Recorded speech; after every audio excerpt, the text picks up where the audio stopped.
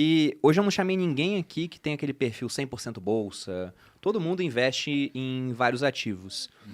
Mas o que eu acho interessante, né, da sua estratégia da Arca, que eu até falei que foi disruptada, né? O que dá certo é a barca, bota um Bitcoin antes ali. Mas é que na Arca já tem o Bitcoin incluído em ativos internacionais. Mas você não muda os percentuais, porque o mercado vai mudando, por exemplo. E até para mostrar como a estratégia do Thiago ela é muito automática, ele tem um dinheiro em caixa, que está aplicado em renda fixa pós-fixada.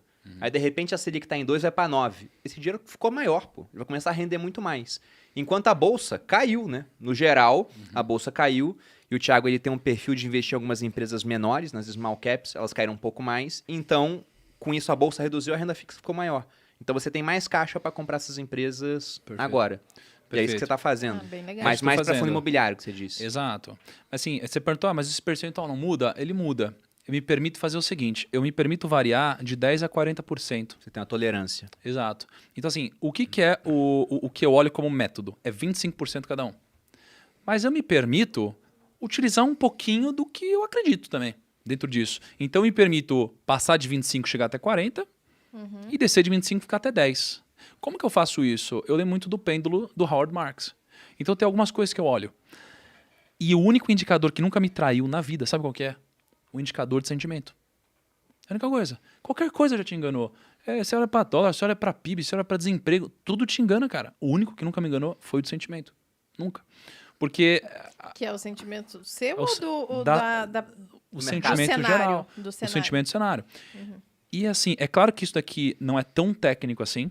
Existe uma subjetividade, mas são coisas simples. Então, por exemplo, o que as pessoas ao seu redor estão falando? Elas estão falando que a bolsa vai subir ou que ela vai cair? A gente tem uma ferramenta muito boa para isso. A caixinha de perguntas é Incrível. um ótimo indicador. A gente está na ponta. Então, assim, as pessoas estão com medo do Brasil ou estão confiantes no Brasil? As capas de revista estão positivas em relação à bolsa ou negativas em relação à bolsa? Né? Como que está o desemprego? Isso começa a ser meio disruptivo. Porque quando o desemprego está muito alto, o que o pessoal pensa? Cara, a economia está muito ruim. Não é?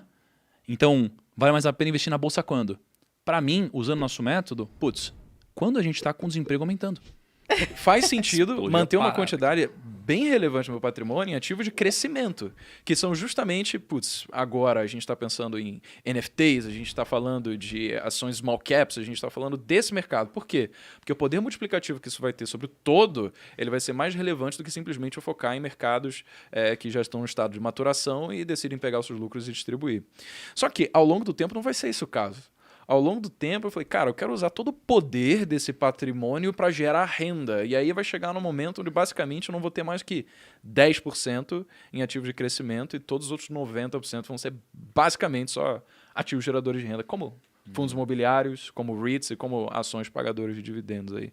Isso foi uma virada de chave que tive nesse último ano, sabe? Pensar nesse longo prazo, falar, cara, cada ano que passa, a alocação em crescimento vai diminuir e em renda vai aumentar. Cara, ontem eu tava com um cara que eu admiro muito. Poxa, um dos... Obrigado, Thiago. De nada, cara. Mas continue. Não tanto quanto você. Não era comigo que você você. falar, não? Ai, Por favor. Não, besta, não admiro tanto gente. quanto você.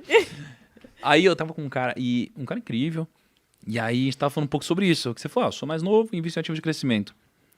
Quando você investe em ativos de crescimento, geralmente você faz isso porque você tem também um pouco mais de paciência. Né? Menos pressa e tudo. Você pode esperar ao longo prazo e tal. Ele falou uma coisa muito interessante. Ele falou que quanto mais velho você fica, menos pressa você tem. Então, olha que interessante. É um paradoxo, né? Porque quando Faz você tem muito sentido. tempo, você tem muita pressa. Aí você vai ficando mais velho, tem menos tempo, você começa a ficar mais paciente. Olha que interessante, né? Então, essa lógica é uma lógica que... Poxa, a gente é novo, acho que eu não sou tão novo quanto você, né, mano? Que não envelhece. Mas tu rejuvenesceu uns 10 anos aí, tirou a barba. Quando tirou. É verdade. Exatamente. Mas, cara, isso é um paradoxo interessante, porque, claro que numa proporção diferente, isso tá mudando na minha vida. Eu era muito mais ansioso com o meu dinheiro. Eu comecei querendo dinheiro rápido. Eu comecei querendo ficar rico rápido. E parece que quanto mais velho eu fico, mais eu tenho paciência pro longo prazo com a grana. Então, eu tenho começado a notar que olhar para o longo prazo é um sinal de maturidade.